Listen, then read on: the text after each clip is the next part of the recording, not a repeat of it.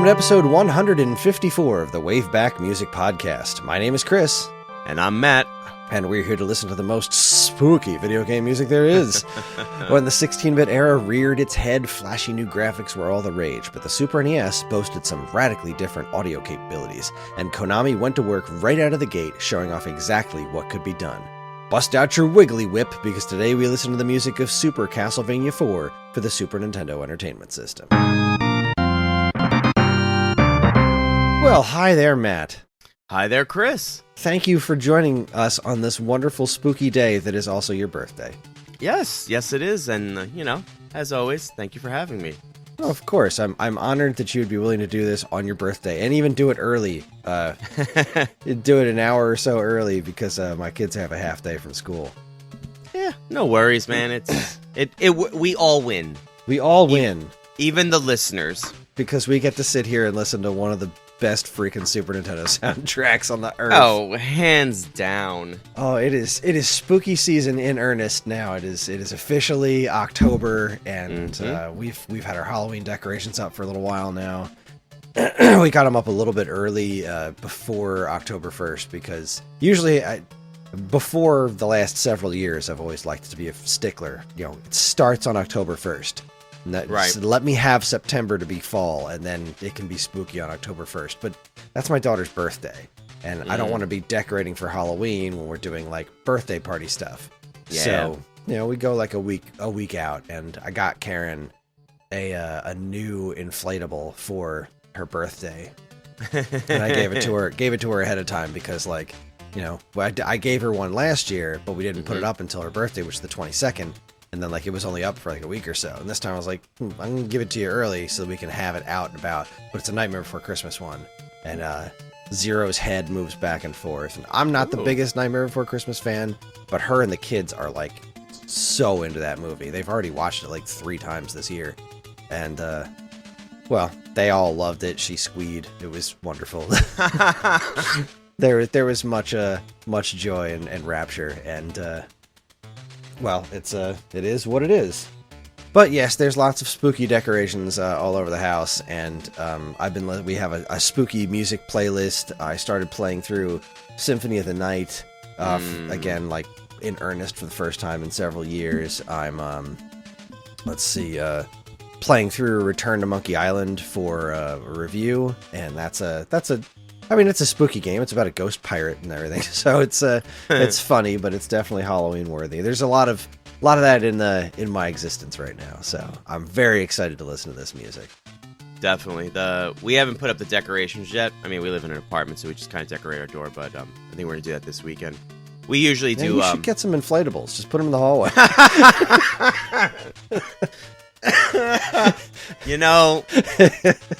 I actually think there's a few of my next door neighbors that would appreciate that. My super, maybe not so much, but it's so tempting now. I never thought of that.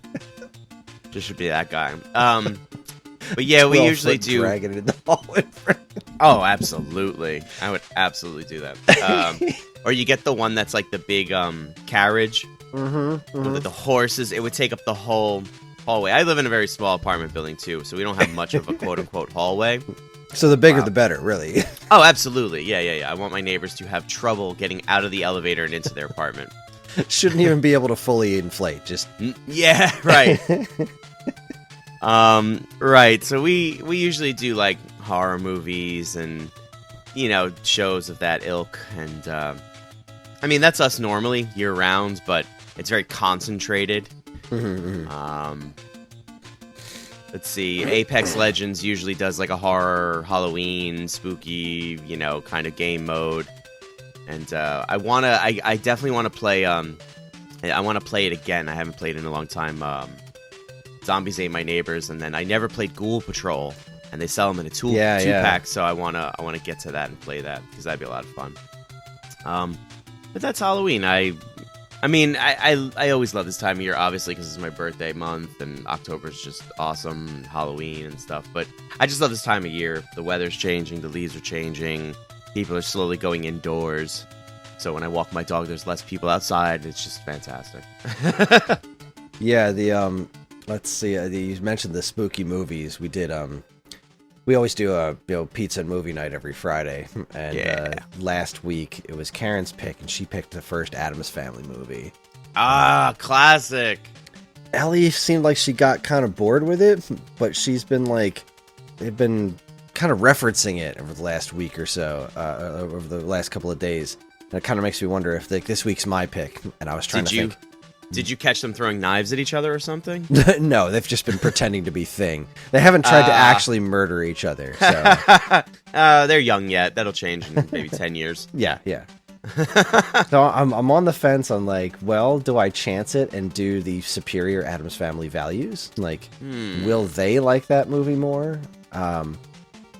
Because I mean, I haven't seen it in it's been too long since I've seen it, and I can't do like Shaun of the Dead or anything with the kids yet. Yeah. And it's like, I could do like Hotel Transylvania. I've never seen it, but it's cute. I'm kind of more interested in rewatching Addams Family Values, so maybe I'll do that. I don't know. I'm on the fence. On the fence. But anyway, we're here to talk Castlevania. Yes, sir. And I'm excited. This is our annual tradition. Every year on WaveBack, we do the next release ordered Castlevania game chronologically. And we finally made it to the Super Nintendo. And boy, what a game. So, Matt. Yes, sir. Hit us with some history. Super Castlevania IV was released on the Super Nintendo Entertainment System on December 4th, 1991 in North America, and on Halloween in 1991 in Japan. It's technically the fourth home console Castlevania, but the 4 at the end of the title is suspect because the game's history is technically one of several retellings of Castlevania 1. Simon Belmont travels to Castlevania to take down Dracula and bring peace to the world once again. Only this time, he's brought with him a bevy of new tricks, including multi-directional whipping, the ability to swing from hooks, and the always memorable Wiggly Whip that defies all known laws of physics. I love that thing. The game was something of a technical showpiece for the Super NES hardware, as Konami utilized all the tricks they could muster, showcasing the Super Nintendo's Mode 7 scaling and rotation, transparency effects, deep color palette, and of course, sampled audio. The game was an immediate success for Konami and stands as one of the most beloved games in both the Castlevania series and on the Super NES to this day. The music really was a showstopper too, especially this early in the Super NES's life. Where competing systems still sounded very much like video games, Super Castlevania showed that the Super NES was capable of creating music that sounded far more orchestral than any console before it. The compositions here by Masanori Adachi and Taro Kudo adhere to the general feel of the classic Castlevania in many respects, but also provide a much more moody experience than the previous entries were ever capable of. Masanori Adachi was a longtime Konami veteran, having worked on other monumental releases like Axel and Contra 3 The Alien Wars, but also provided work for several Nintendo titles like We Play Motion, Dylan's Rolling Western, and Paper Mario Sticker Star. Taro Kudo similarly worked on a number of major releases, including Castlevania Circle of the Moon and Castlevania Chronicles as composer, who moved on to other game work, including design, writing, and even producer on games like Chibi Robo Ziplash and the Dylan's Rolling Western series. So, Matt, what is your personal history with Super Castlevania IV? Wow. So I never owned it, but one of my friends did. And of course, once he beat, I was like, yo, I gotta borrow that. And I did. And I mean, this game, as far as I'm concerned, is very much a masterpiece, and it still is. And I think it's one of the few games that really holds up, and not just in the mind's eye of nostalgia. I think this game is absolutely fantastic. There's a lot of, memorable moments for me. Portions of stages, whole stages, the mechanics, of course, because now all of a sudden you've got this, Wiggly Whip. Yeah, I think most recently, I bought the Castlevania collection, but I most recently played it on my Raspberry Pi, and that very first level, and we'll talk about it when we get to it. Just, when you like, you put on that very familiar warm coat, or like you get in bed and it's nice and like, That's what this game feels like to me. There's like, I have so many great memories of just like playing it in my bedroom as a kid, sitting on the floor, and I say kid, I'm a teenager, sitting on my floor and just sinking hours and hours into it and just absolutely being enamored by it. This game is so just great. Every aspect of this game is great. I can't gush enough about it, so I'm going to stop. Well, let's see. My first experience with it, I do own it now. My first experience was renting it. We had the Super Nintendo pretty much right when it came out because I'm me, and I made deals with my parents to make sure that we were able to get the Super Nintendo straight away. And Nice. so we had played Super Mario World and F-Zero and Pilot Wings. We borrowed UN Squadron from my cousins. I'd played Super Ghouls and Ghosts, I think, before this, but I know it was somewhat fairly early on in having the Super Nintendo. We went to a rental store. Where was that? It was I remember the rental store, and I remember going there, but I don't remember what shopping center that was in. I think it might not even exist anymore. I think that shopping center was bulldozed to make a larger grocery store. Well, that's going to drive me crazy. There was this little shopping center. Yeah, that's what happened. I remember where that was, because there was a pizza place in there that's now a giant restaurant across the street. And that had the rental shop in it. I don't remember what it was called, but it was one of the places we'd go to rent things, and my dad took me there. He was renting a movie, and he told me I was allowed to rent a game, and I saw Super Castlevania IV, and I was like, got it, yep, this is it, this is the one, I gotta have this, I have to try this game out, because, I loved everything about the Super Nintendo at the time. Like, it's that evolution from 8 to 16-bit is my favorite thing that's ever happened in gaming, and I gotta agree. Going from Super Mario 3 to Super Mario World and, Zelda to A Link to the Past, like, anytime I could see that crazy evolution, and I could not wait to see what they did with Castlevania. And I was so blown away by every aspect, but it was the music that got me straight away. And it was even the most simple thing in the world was what really hit me first, was the first track we're going to listen to. I put a piece of the, I think I did this before when we listened to this song on this podcast in the past, but there's this prologue area when you're walking into before you actually make it to the first proper area in the game, where the gate comes up, and there's just this little area before it's really peaceful, and there's this just two notes that play back and forth, and it's just it sets the mood so amazingly. And that was what got me. And then, of course, you go through there, and the fence comes up, and the pipe organ comes in. It sounds like an organ. Mm-hmm. And I was like, wow! The sprite's bigger. I can whip in all 8 directions. The wiggly whip's insane. I'm, like, grappling onto things and swinging like Indiana Jones. It was such an evolution of Castlevania in such an amazing way. And it still knocks my socks off to this very day. It's such an amazing game. But yeah, it was the sound that really hit me with it. And eventually I got my own copy of it. And not that long ago, I guess it was pretty long ago, like 6 or 7 years ago, I got this ridiculous collection of Super Nintendo games that I bought off of someone that has like a bunch of weirdly expensive games in it. And in that collection was a pristine, absolutely pristine copy of this game. It's probably the game I own on the Super Nintendo that is in the best condition. It's like basically new, and it's wonderful. Because packaging on this one, the box art is gorgeous. The Castlevania box art was always gorgeous back then, but man, this one was killer. I didn't understand the story because it was Castlevania IV, and I was like, but I'm Simon Belmont again? Right. What?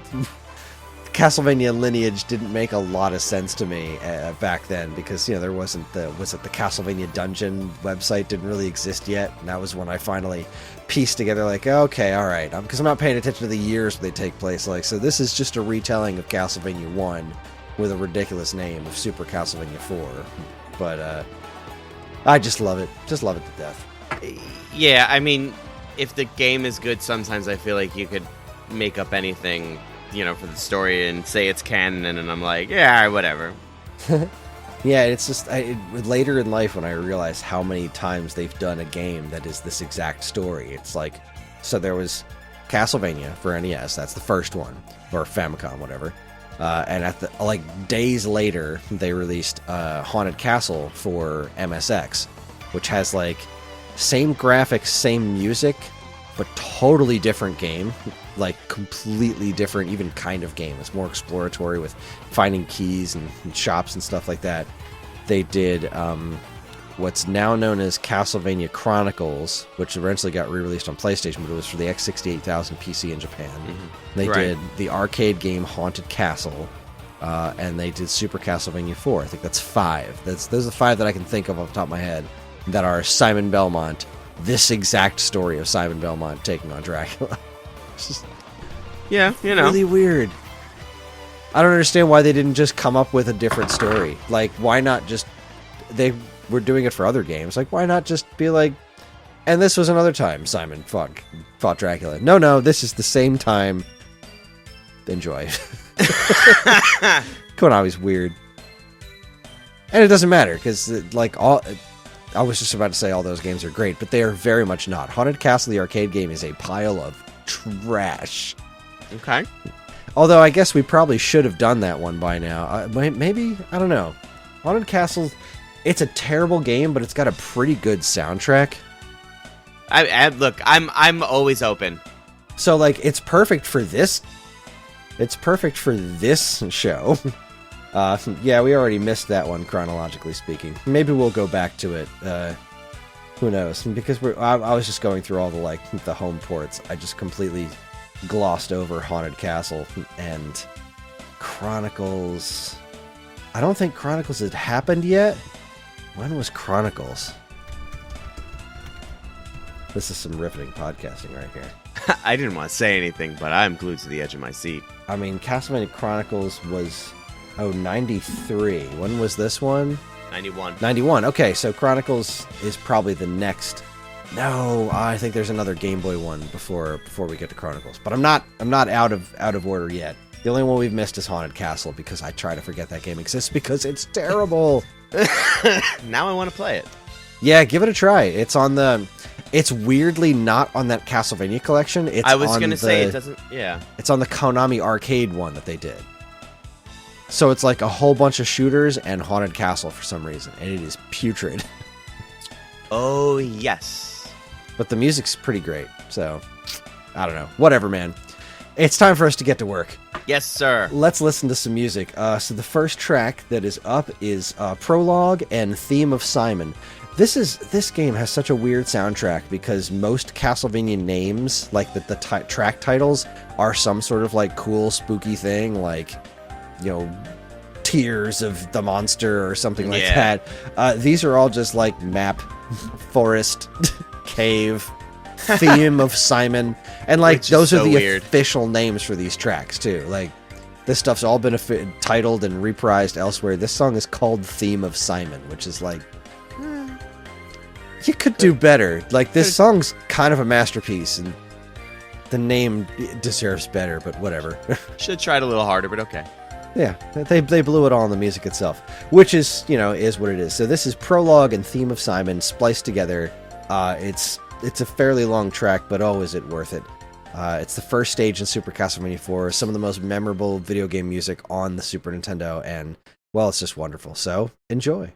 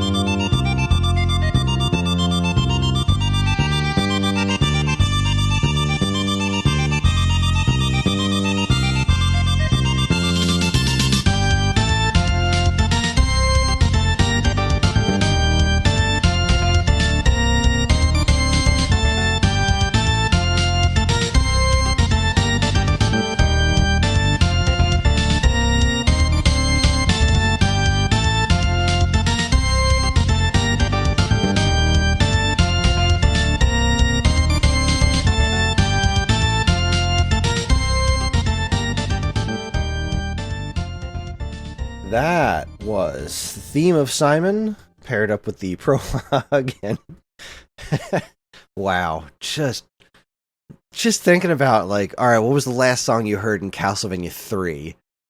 And then you go to this that's so dynamic, and the strings and the pipe organ, and it's such a long song, because it's a pretty long stage, but it's the dynamics are crazy that it goes into that, like, pulled back reserve part when the strings kind of come in.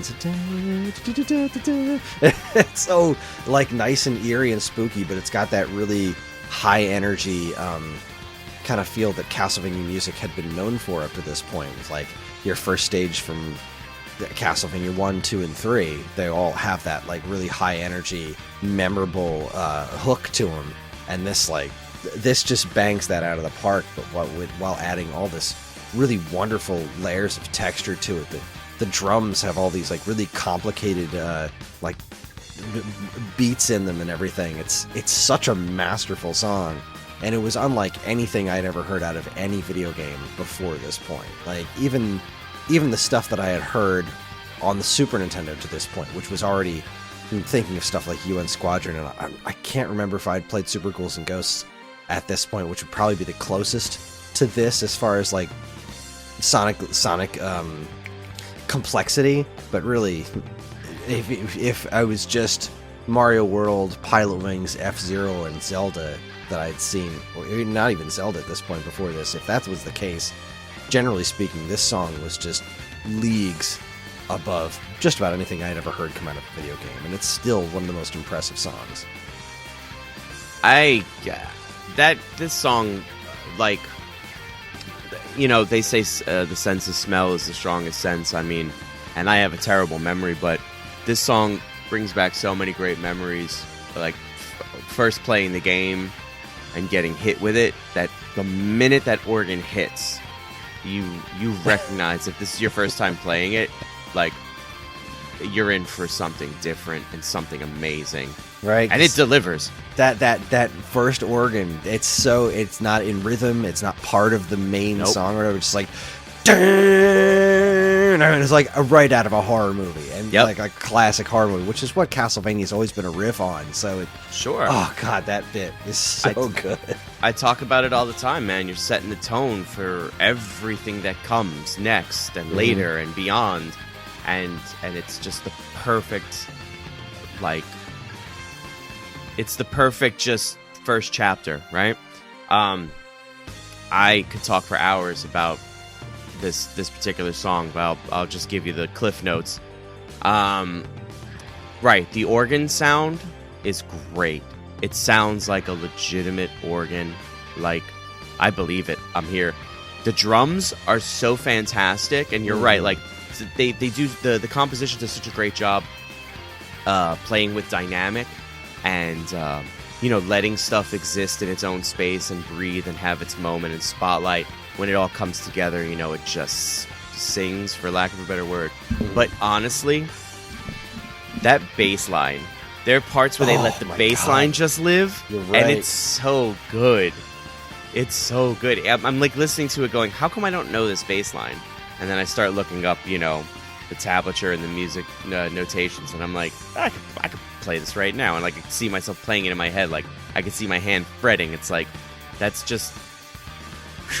it's what genius. Else? It plays so well with the melody. It's like these it's wonderful fantastic counter notes to just about everything in the main melody. It's you're so right. That bass line is such a worthy thing, and you got to talk about the instrument quality too. Like the bass absolutely is so clean, and I mean, you mentioned the pipe organ sounds like a freaking pipe organ, and then you've got the bass sounding just like a real bass guitar, and I think the only part of it that doesn't sound exactly like a real instrument would be whatever that sort of, I don't know, guitarish sound or whatever is, but it doesn't even matter, because it doesn't sound like a traditional bleep and bloop that you would come out of a Genesis or an NES at the time. It's just leagues above anything else at the time. It's so good. Yeah, no, absolutely. Like, there's more. There's just so much more to this soundtrack. I have to cut myself off. Honestly, one of my favorite tracks in the whole pantheon of Castlevania music. Yeah, same here. It's really one of the best. You hate to like lead off with like yeah, it's such a high, setting the bar so high. Yeah. The soundtrack does live up to it in a lot of ways, and really, when I was picking the tracks for this, one of the things I always found interesting about this game was that it does reprise some classic NES Castlevania songs, and I feel like they're the weakest ones in the entire soundtrack. Like, they're great songs, they're solid renditions, but they're not up to the same caliber as the stuff that was written specifically for this game that has so much more interesting dynamics going to them. So I skipped the remakes of Beginning and stuff like that and Vampire Killer because they're fine, but they're not what makes this game a soundtrack, and you don't even hear them till close to the end of the game anyway. So, oh, and of course, I have to mention that Theme of Simon is reprised for the Dracula fight at the end, which I always forget. You get to the Dracula fight, and like the first part of it's this like, interesting little boss music, but then like when you get to the fight proper, the freaking pipe organ comes back in. I'm like, okay, I'm ready now. Absolutely pumps you up because it took so long to get there, and works so beautifully as both a first stage and final boss theme. It's such a strange combo, but it really works in both those instances remarkably well. I mean, look, they didn't know when they were making this that they were building a massive, franchise that's going to be well respected and yada yada yada. But like, you're setting the tone for a new stage, and that is to say, the 16-bit era of consoles. So it's so necessary that you bring everything. These were launch titles, right? So Super Castlevania IV was close to launch. It was just about launch. Right. Regardless, like, you got to come out of the gate swinging, and really, like, this is definitely like, this is a haymaker. Sure. I mean, this is Konami doing. They had made a name for themselves as being like one of the pinnacles of technical achievement on the NES. Like, between Konami, Capcom, and Sunsoft, they were just pulling out crazy stuff out of the NES. So Super Nintendo rolls along and like couldn't wait to see what Konami was going to be capable of with this system, and they did not drop the ball. They shined really hard on both Super Nintendo and eventually Genesis. When they finally started releasing stuff on the Genesis, they were doing some crazy stuff over there too. I don't love Bloodlines, but I respect the heck out of that game and the technical stuff they did, and it's got a really darn good soundtrack that I can't wait to cover on here. But Rocket Knight Adventures and Hyperstone Heist, like, but then their Super Nintendo output with like Axelay, Turtles in Time, and Contra 3: The Alien Wars, like, geez, they just came out of the gate swinging with technical mastery that was second to none. It was ridiculous. So let's keep going. Yes. The next one's a super short one. I just couldn't skip it. This is the map music. The first map music, because they changed the map music a couple of times throughout the course of the game. But this first one was, I feel it's just such an iconic piece of music, because after you beat the first stage, this like, okay, that was amazing. What's next? And this does this wonderful job of like setting the stage for the kind of music you're going to be hearing throughout the rest of the game. Because Theme of Simon is very driving and very classic Castlevania rock music, whereas the rest of this game's soundtrack is a lot more moody and atmospheric. And I think this track does such a marvelous job of doing it. So it's 16 seconds, but it's 16 brilliant seconds. So here is Map A. Enjoy.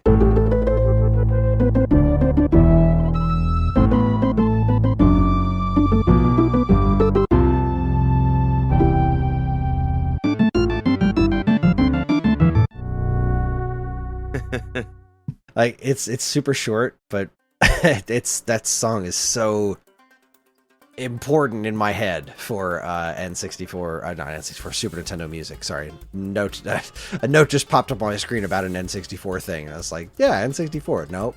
Wait, nope. Castlevania 64 is a very different game. No, that I have very different feelings about.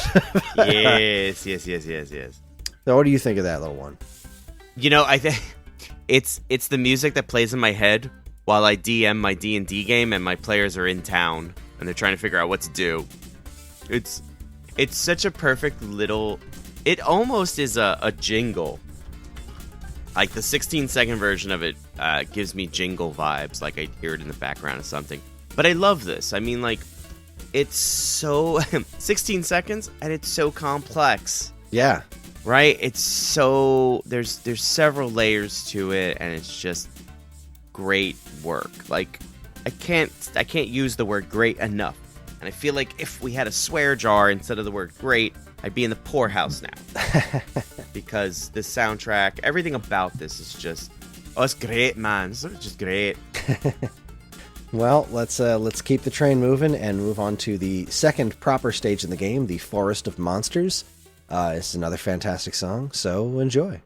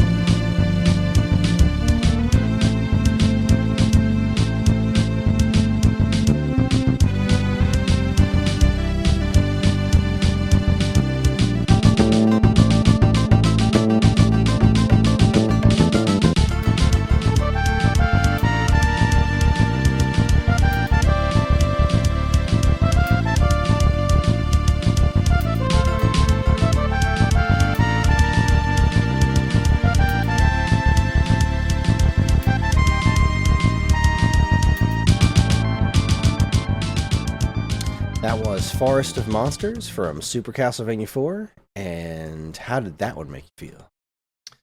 So, this track has... Oh, man. Let's see. This track has a certain atmospheric quality to it that I really, really enjoy. It's, to me, sometimes it can be a little... What's the word? I don't want to say like hokey in a bad way, but I guess hokey has kind of got a negative connotation. There is a level of hokiness to it. I'll say that. But like, I think it's actually still a really good track nonetheless. I feel like maybe there's a little room for improvement or what have you, or maybe it's one of the weaker songs on the soundtrack. But the elements that make it up, though, still really, like, kick me in the teeth. Because, like, that low bass line, just, like, cool and walking around is just fantastic. And, like, there's a lot of elements to it. The whatever they're trying to mimic there, I'm just gonna say it's the synthesizer. Like, that's really great, and I think it sits really well inside the mix, kind of on the top there. But there's like an element of, like, what I'm guessing they're attempting to make is like a horn of some sort, and you kind of listen to it and you're like, I see what you're doing. All right, you get an A for effort. But I mean, on a whole, it's a good track. Not necessarily my favorite, but it's still a good one, on the whole, like I said. I feel like I like this one considerably more than you do. I love this one. The drums in particular kind of give it a very interesting vibe to it, and just it paired with where it is in the game, with this woods area and like the water and stuff moving around, is it's always been a pretty memorable track to me. And I really just kind of like everything about it. I like the vibe. I like how it continues the trend set by Theme of Simon as still being pretty what's the word I'm looking? Pretty dynamic, where it kind of has parts where it gets heavy and then gets light and kind of goes back and forth, and keeps that whole driving rhythm going, and the getting the pipe organ back in there. I like it. I like it a lot. I love this track. Yeah, no, I mean, I'm not slamming it by any stretch of the imagination, and I don't hate it by any stretch of the imagination. I think you're right. I think you like it a little bit more than I do. I think I'm just like right behind you. Like, yeah, it's a good track. Not among my favorites, but it's a good track. So, yeah. Cool. Nothing wrong with that. Well, this next one is a pretty decent departure. This one's called The Cave, and this is an extremely moody song, and it doesn't have a driving rhythm behind it at all. It's a really interesting piece, and not one that I would, especially at the time, think to expect in a Castlevania game. It was one of those ones that really stuck out to me, like, wow, this music is really kind of eerie and pretty, and not what I was expecting, but it fits the dripping, like the water dripping and stuff in the cave better than I would have imagined. So this is The Cave, and let's give it a listen. Enjoy.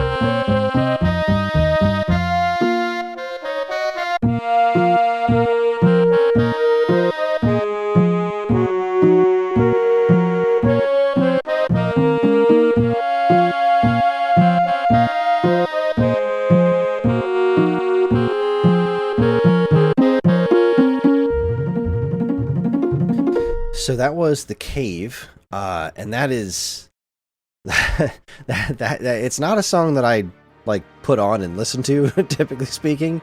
But boy, in the context of the game itself, I find it to be just an astonishingly effective track. It's so off-putting. It's got all those like weird off-key notes that it hits. Like it starts off sounding so pretty, and then it just hits you left and right with these really subtle, strange offbeat notes, and it's just an incredibly effective song.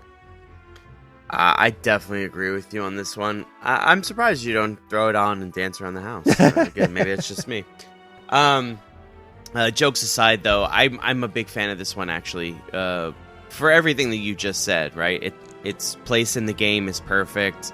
The kind of off notes and stuff, or you know, the notes you don't expect to be played that get played. But really, the thing that cinches it for me is at the end of all the phrasing, it goes, and Just there's has that something nice, pretty little ending. It's so gorgeous, and I sit here and I pantomime like being a composer, you know, you know, it's there's something so satisfying about kind of having this kind of tempo-less, if you will, right? There's no drums and you know all that, all this phrasing, and then just to have it, you know, harp all the way back up. And by the way, the harp sounds great. Like the sample of the harp sounds absolutely fantastic. So, big fan. I'm a big fan of this one. Yeah, me too. Good song. You know, big surprise. Yeah, right. All right, so next up we have the Submerged City. I think I remember which one this one is. They're all good ones. I just can't remember which one this is off the top of my head. There's just so many good ones. Yeah. So let's go ahead and listen to it and find out. This is the Submerged City. Enjoy.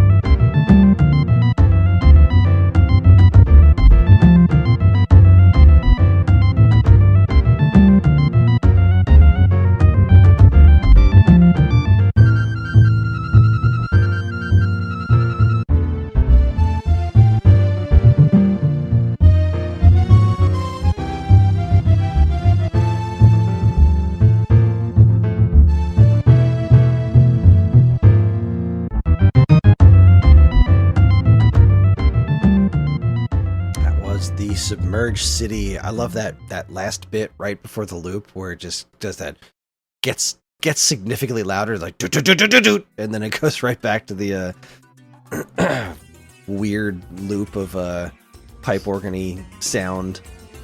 This is such a weird song. It's like spooky jazz or something. So that's what I was essentially gonna say. Skeleton lounge music.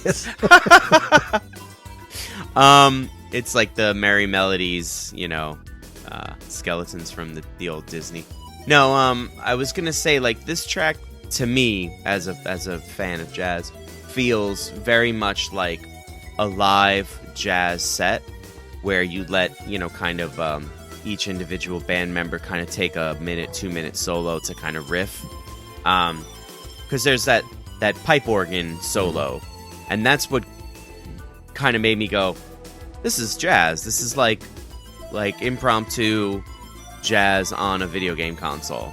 But, like, again, I say it all the time, in the best possible way, right? They created, it was composed in such a way that there's this great bass for these other instruments to sit on top of and to kind of play with, right? So you got your bass and your bass, really, your bass line, just kind of keeps that groove, and again, fantastic bass sound, the sampling just out of this world. And you have, the other synthesized instruments on top of it that are just, it's supposed to be spooky, it's supposed to be kind of horror, scary, but it's fun. Like, they're doing fun stuff from a musical standpoint, letting some of these instruments, take the lead and kind of show off a little bit.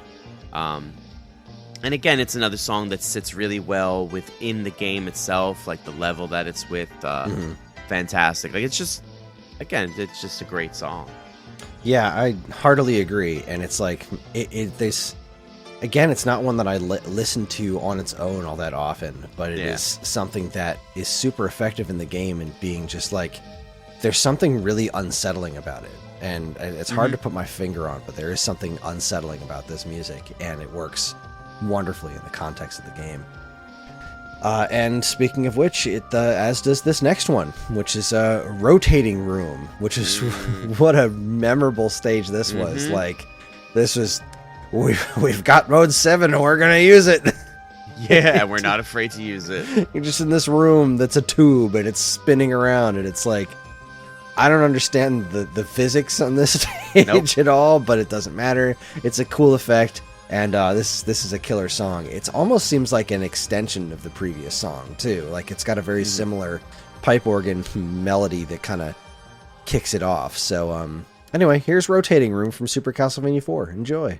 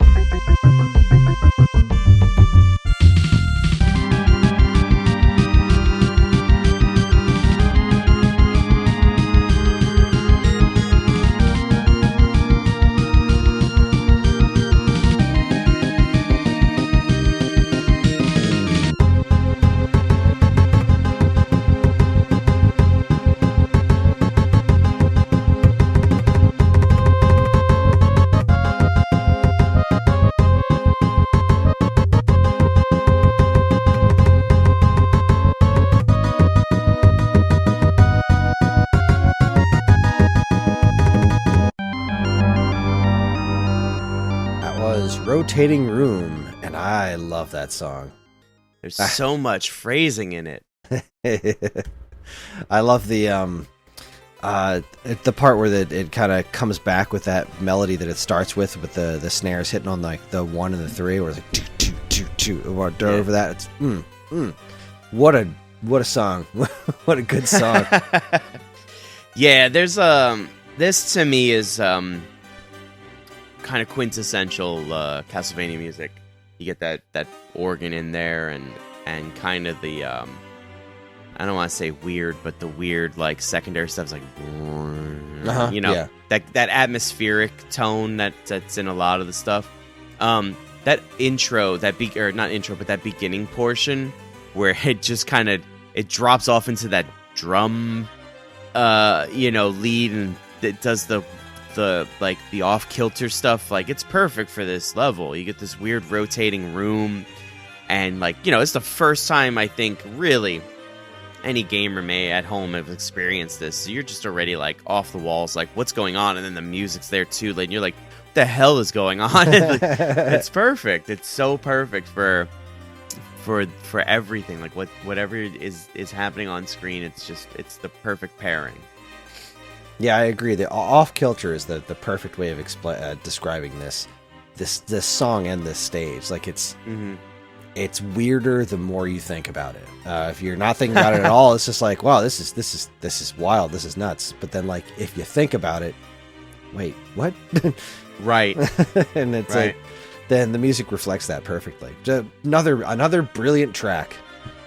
Yeah. Throw it on the pile. So this next one is called Spinning Tail. It is a bit of a short one, but it is a good one. So here is Spinning Tail. Enjoy.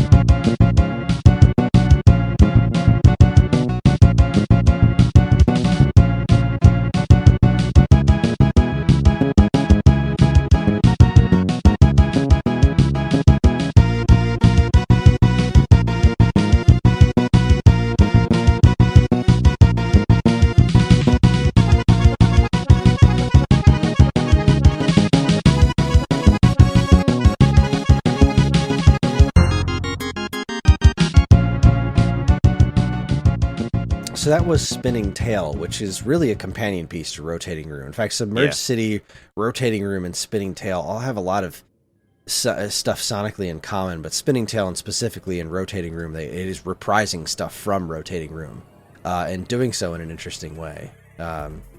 It's a short one, but I kind of wanted to include it because, well, it's neat. There's a franticness to this track that I really enjoy. Oh yeah, yeah.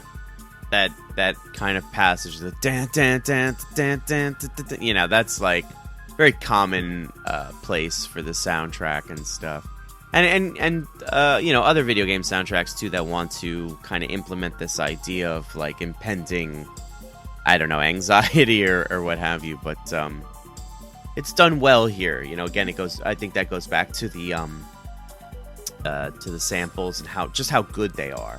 Mm-hmm. So yeah. Yeah, frantic's definitely the right word. It's got a certain manic pace to it with the whole that thing that's going on there. It's awesome. Yeah, absolutely. So next one I decided to put in here was Secret Room. This is the music that plays in the Secret Room. Hey, that's funny. Really naming stuff directly on the nose in this soundtrack. Wow. Well done, Not to guys. be confused with anything else. Yeah, this isn't a public room. This is a secret room. No. Yeah, you got to know a password. So here's Secret Room. Enjoy.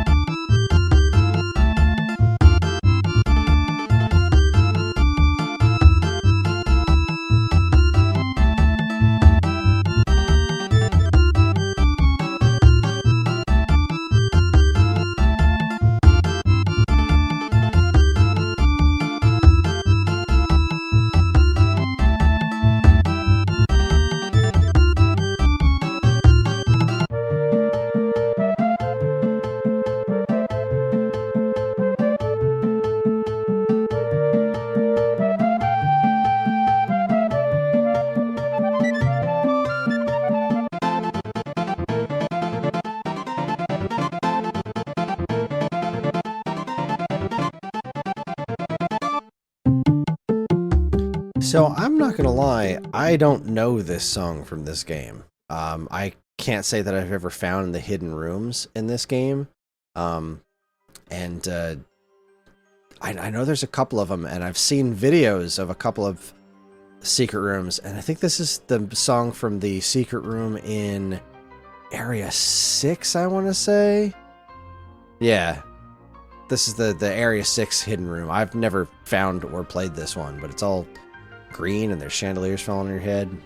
It's a pretty wild section of the game, and not one that I'm familiar with. But when I was coming up with the track list for the soundtrack, this one came up and was like, this is a cool song. This is a really interesting, weird piece of music, and I like it.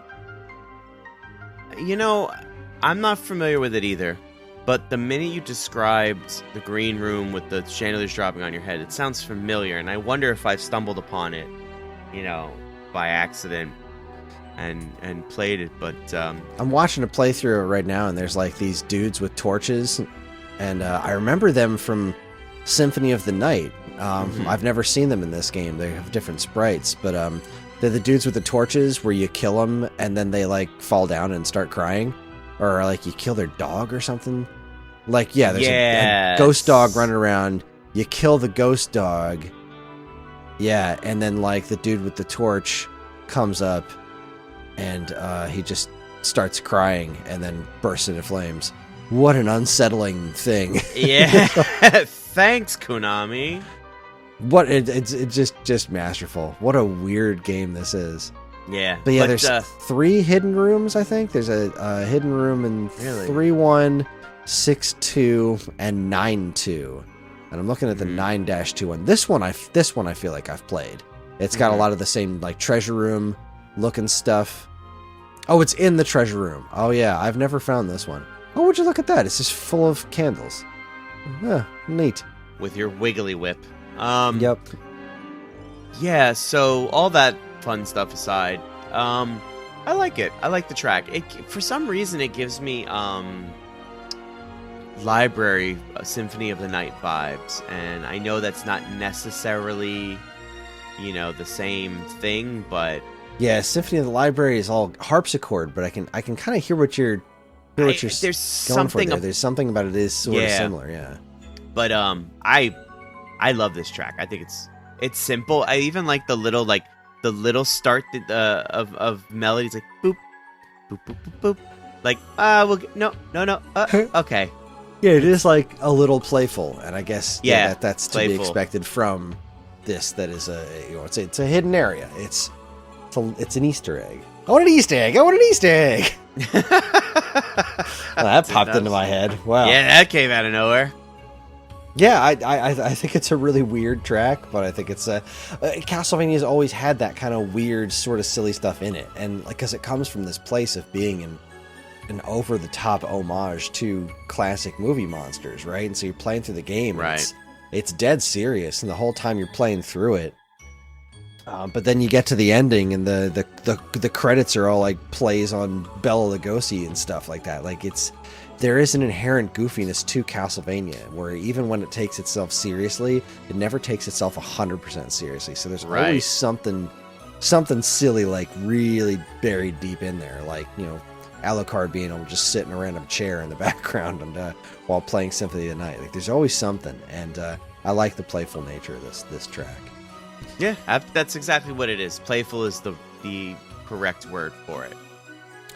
All right, so the next track is called Pillared Corridor. It's a corridor that has some pillars in it. And let's go ahead and give it a listen. Enjoy.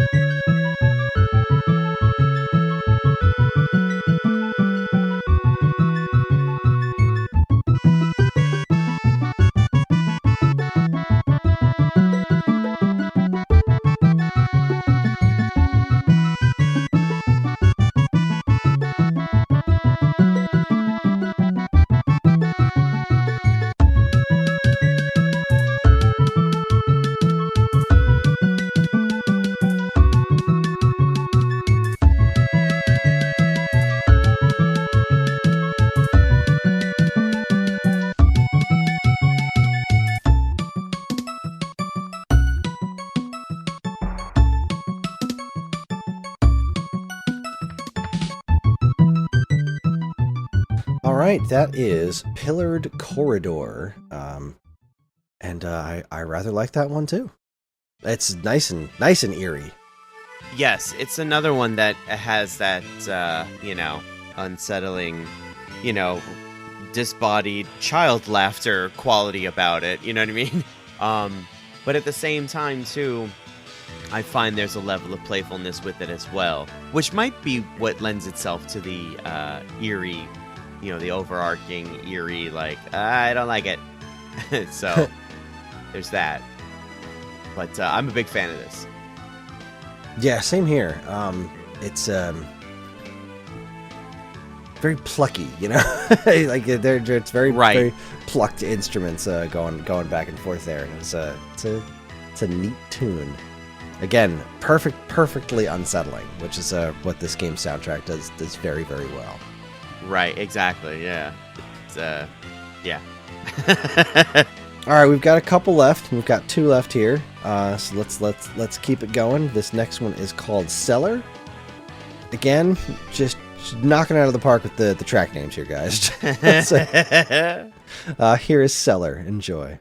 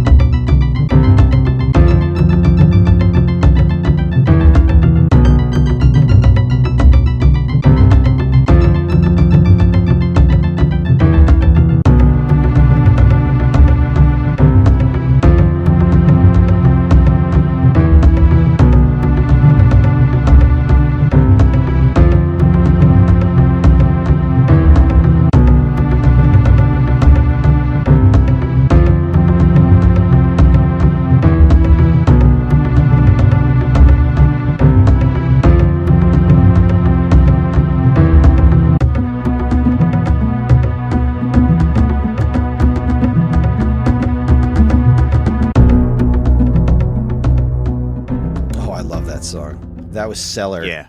That's I hate to say that it is a perfectly named track, but man, if there was ever a spooky Cellar song, that's it. That's I was gonna say it's perfect for that like big gray brick, musty, damp, poorly lit, when I hear the word cellar, dilapidated, it just there's so much that comes to mind, and then that song really just encompasses all of that into like this melodic masterpiece. And those drums, man, those drums really lend itself to like the the dark nature of what's happening. Yeah, it's you could almost replace this with like a Lost in the Jungle theme because of those drums. Yeah. But it definitely still works for like a cellar full of barrels and dripping water and like nastiness. Yeah, the drums definitely have like a big, like a conga, feel to them. Like these nice big round wooden like boom, like oof, big and I don't even want to say empty and hollow because it's such a full and rich sound, but just like it leaves me feeling empty and hollow. Yeah, it does. It like this is a really like deeply unsettling song, and it's really creepy and in a much more active way than a lot of the stuff that the last several tracks that we've heard haven't been that active. This one is like, this one's very, it's got that kind of driving melody to it, but like, it's the movement in the drums makes you want to move, but also the creepy nature of it makes you want to move, so it will stop as soon as possible. Like it's a song full of dread, and I love that one. Absolutely. All right, and that brings us to the last track of the show, which is Dracula Battle. And this is the song that plays before it transitions to Theme of Simon for the rest of the battle. And this is it's a bit of a beefy one. It's like 3.5 minutes long, but it's a good one because they're all good ones, Pinky. Narf. So here is Dracula Battle. Enjoy.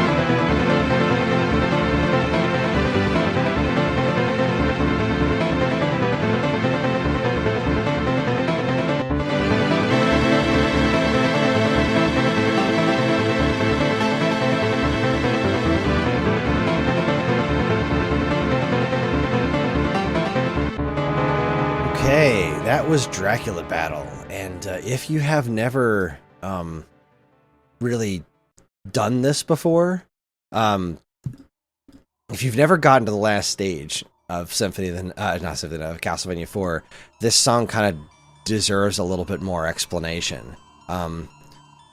This song doesn't stop throughout the stage that leads up to the Dracula battle and the Dracula battle itself, which is it is such an incredibly well thought out chunk of music right here, because like there's no real danger in the stage. You're just, doing the traditional thing where you walk up that flight of stairs, go through one last hallway to get a couple of hearts and stuff by whipping some candles, and then you get to Dracula's room where his little coffin is, and he comes out and he starts fighting you. And this intense, and is the intensity of the song builds as you go through. Like you heard, the song gets more intense as you go on, but like this first part of the Dracula fight is like exactly what every Dracula fight's been up to this point. He just the whole teleport, shows up, throws some fireballs at you, teleports somewhere else, rinse and repeat. Dracula battles, the first parts of them are always intense but slow paced because of the nature of the way he fights. Mm-hmm. So having this slow but building more manic music playing throughout the battle is it may not seem that effective if you're not playing it, just listen to the music, but man, when you are playing through this game, it is so very effective. As the music gets a little bit more intense, the longer it stays on, and the battle gets more and more intense. Dracula starts throwing stronger attacks at you while this music is getting slightly more manic and slightly more impressive, until you get to the point, I think when you get him down to about half of his health, is where, let's see, you get him down, more than halfway through his health. I'm looking at a video right now. That's when that music comes to an abrupt stop, everything turns red, and Dracula starts taking the fight more seriously, and that's when the theme of Simon comes back on. And it is just, it's such an amazing companion piece to that first chunk that's like super creepy and building dread and intensity. Mm-hmm. But man, once you get that the theme of Simon comes on and Dracula starts like lightning's everywhere, everything's flashing red, it's like, this is such a ridiculously, it's not that hard of a final boss battle, but it is a ridiculously good one, and such an incredible climax for an incredible game, especially considering how early this was in the Super Nintendo's life and how much better Castlevania art direction got. Like once you get to the stuff like Rondo of Blood, you look at the sprite work in this game and think like, okay, sure, it's fine, but like Rondo of Blood and Richter Belmont and all those new skeletons and animations are super crazy cool, but like going back to this game and the way it all culminates in such an interesting and unique way, and just this music ties that whole ending sequence together marvelously. It's brilliant. I mean, I can't follow up what you just said, but I'll add some stuff. But I'm gonna. I'll try. I'll add some stuff, though. Now, everything you said is absolutely on the nose, 100% accurate, right? This track, I'll talk about the track first. This track is just fan-frickin-tastic. I absolutely love this one, too. I love it because it's such a slow crawl. It's a slow burn to like what's coming. I think as a player, you're immediately put in a place of unease. You're thinking what's gonna come next. The proverbial when the other shoe drops. Like, it's such a slow crawl to the inevitable. It's beautifully crafted, composed. I love it. The samples, fantastic. It's perfect. It sits so perfectly in this game. Talk about really understanding the homework, right? Yeah. Understood the assignment. Got him. Nailed it. But then to your point about, the things about the sprites and the actual game, and, once really kind of everything just goes off the chain and Dracula just unleashes everything, it's like, holy hell. And that's the proverbial other shoe. Yeah. Right? You get this quiet, almost the calm before the storm. It's so brilliant. Oh, wow. I think tonight when I come home from work, I'm gonna throw this on and play a bit of it. I just listening to the soundtrack has made me like, man, I should just throw myself back into it just for a day or two. Just tear through it once, just to kind of shake the ring rust, so to speak. And I played through this one again last year for the first time in a long time. My mission this year is I beat Dracula X for the first time because I got that Castlevania Advance collection. Right. So that has the Precious Rewind feature in it, which I don't know if you ever tried to play through. Got Dracula X on Super Nintendo, but it's got some pretty ridiculously hard stuff in it. And I've heard. I don't have the patience for that anymore, but I've always loved that game, and I've never finished it. So I finally finished that one, and I really want to finish Symphony of the Night, but I'd also like to take a swing at getting through Rondo of Blood, if possible, this year. I've never played that one to conclusion before, and it's really quite good. Obviously, it's Rondo of Blood. It's a fucking legendary Castlevania game, and never really given it the time because obviously I didn't have it for the longest time because it wasn't really released anywhere regularly playable in America. But I got it on the Wii U Virtual Console ages ago, and I started playing it. I never finished it, so I am very interested in giving that one another proper go. I might that one might have to wait till next year because of how depending on how fast I can blow through Symphony of the Night. But that's not a short game either. It's not, and that's another one I haven't finished in years. I've played the first chunk of it a bunch of times, but I haven't actually finished that game, like Inverted Castle and all, in a very long time. Way too long. And I just moved my PlayStation 3 up into my living room so I could properly play through the original version, not the one with the redone voices, in my living room on the comfort of my couch.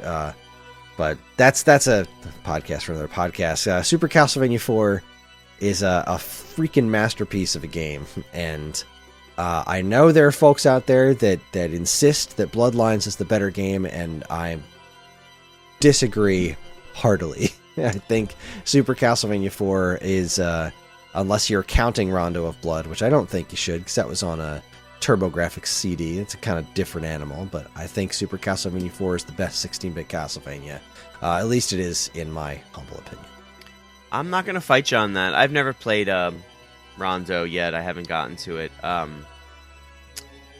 really, really enjoy Super 4, man. Like, it's... Again, going back to what I said early on, it holds a very special place in my heart because of all the nostalgia I have for it, for the time and the place in my life. It'll always be one of those games. To me, it's one of those coveted games that, like, I'm not, and this isn't a knock towards you, but I'm not like you where I'm collecting. My collections are very different. I'm not collecting the games, but if I had the opportunity to, I would put it in my collection. Yeah, there are certain ones. I mean, obviously, I'm a nut. I'm a nutcase. But there are certain ones that are like, I'll never get rid of this. Like this has to be there. And really, that's me with all the classic Castlevania games. I never got into Lords of Shadow, but I have every other Castlevania game that was released in America. And obviously not complete in the box. If I had a complete Castlevania Legends on Game Boy, I'd be a very happy guy, but I bought it used at my Funko Land instead of buying it new at the Best Buy across the street. I thought about it. I remember going in there, picking up that game and looking at it and being like, well, I don't know, maybe. The Game Boy ones are alright. I'm more Symphony of the Night right now, so I'll buy it eventually. And then, I bought it used. The loose cart, and it's, the loose cart's nice, but man, that boxed copy would go for some. That's not something that you find just laying around these days, and that's always gonna haunt me. But alas, I love Castlevania. I love this game, and this was a hoot, man. Any final thoughts? Final thoughts, man. As long as they keep making them, we'll keep making these spooky specials. I'm such a fan. Oh, you know what? This also marks my anniversary of joining the show. Not quite. The Halloween, right? The Halloween spooky special, because we're doing we're doing 2 of them, so we'll get to that. That's the next episode. Now with the other show that we do, I kind of lost sight of the the time frame. So yeah, because we're only doing one of these a month now, but we're doing 2 of them this month. You're getting a special bonus out of us because boom, we got to do both the Castlevania and the Spooky special. It's October. We've got to. So I have to. So we're pulling extra duty this month to bring you a Spooky special on Halloween. No early access on that one. It's Halloween for everyone. It's a bonus for all, free to everyone. So I'm excited about it. All right, so I jumped the shark a little bit. That episode will mark my anniversary, but another reason why I love October, right? Yeah, there's so many. It's nice out today. It's cool, but it's sunny. We're gonna start getting the crunchy leaves any day now. Oh, I'm very, very excited. I love fall. Yep. I love fall. Absolutely. All right, everyone. Well, that is our show. Join us next time where, like we said, we're going to continue our Halloween traditions, and we're going to bring you the 8th annual Spooky Special. Man, I've been doing this show for 8 years. Yeah. That's wild. I'm excited. I haven't thought about this playlist pretty much at all, except now I think I'm definitely going to throw some haunted castle tracks on there, so we don't have to dedicate an episode to Haunted Castle. Because I don't want to think about the game now. That's brilliant. That's great. I'm so traumatized by what little I've played of that game. I mean, I've put, I think at most in my life, an hour into it, and it is a miserable experience, and it makes me so sad. Of like, why did you do this? Of all the things you could do with a Castlevania arcade game, this is what you came up with. For shame. For shame. You're really burnt by it, huh? I don't like that game. It's so ugly. Anyway, we here at the WaveBack Podcast are incredibly grateful to everyone who listens, and we love communicating with you when we can. We have a couple of ways you can do that. There's the Geekade Discord channel, in which we have a WaveBack chat where we frequently discuss all manner of stuff related to video game music and whenever our next episodes are going to be. And we technically have a WaveBack forum page on Facebook, though I kind of feel like I'm just going to close that at some point because I don't check it. I don't really check it either. Yeah, I think Discord is really where it's at. Yeah, I was going to say, we're very active on the Discord. We're actually very, very active. Like, if you message us, we'll probably message you back within seconds. Yeah, it's weird. Typically speaking, I'm on Discord all day long for Stone Age Gamer anyway, so, like, something pops up in any of my Geekade channels, I'm like, I'm there. Oh, yeah, if you add us, we'll see it, so. And we love talking to you guys, too. Absolutely love talking to you guys. And, of course, you can always still send us an email at mail@geekade.com. And while you're at it, check out all our social media channels, which you should totally follow, like, and subscribe to if you haven't already. WaveBack and other Geekade podcasts are made possible thanks to the Geekade Patreon page. There, patrons can get early access to a monthly podcast topic, and recording schedule, get early access to most of Geekade's shows, including this one and more. And if you've enjoyed our podcast over the years, follow the link in the description and give it a look. We really appreciate it. Finally, as always, be sure to check out all the other great content we have on our site over at geekade.com. We're going to leave you with the ending theme. Hey! It's what we do. It's just called Ending, as far as I can tell. It's a nice piece of music, and it's a great spooky tune to leave you in the spirit of Halloween. And this was a blast. Happy birthday, Matt. Thank you, sir. I'm glad it landed on a really good game to record on your birthday. Yeah. I make lemonade out of lemons. Good man. Alrighty, that's all we've got for you. Enjoy Ending, and we'll see you on Halloween.